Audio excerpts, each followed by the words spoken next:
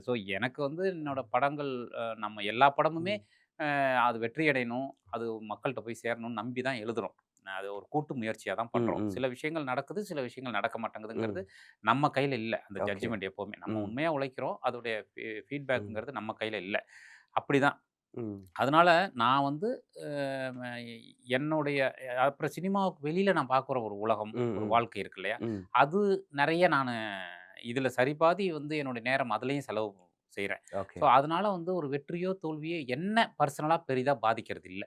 அ ம். ஆனா, அ ஒரு படம் போட்டு அது அது அது தோல்வி அடையும்போது, ஒரு படைப்பாளனா அது போய் மக்கள்ட்ட சேரலையேங்கிற ஒரு வருத்தம் இருக்கும். ஒரு அப்புறம் டைரக்டர். புரொடியூசர்ஸ்க்கு வந்து அந்த பணம் வந்து திரும்பி வந்து சேரலையேங்கிற ஒரு பெரிய வருத்தம் இருக்கும். இது 2ம் வந்து பர்சனலா இருக்கும். எப்பவுமே இருக்கும். ம், அத ம். வந்து நிச்சயமா.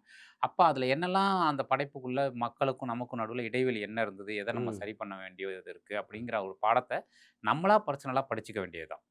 சூப்பர். அது மட்டும் தான் நான் வெற்றி, தோல்வியில எடுத்துக்குவேனே தவிர, ம், ம். மற்றபடி அது என்ன பெருசா பாதிக்கிறது இல்ல.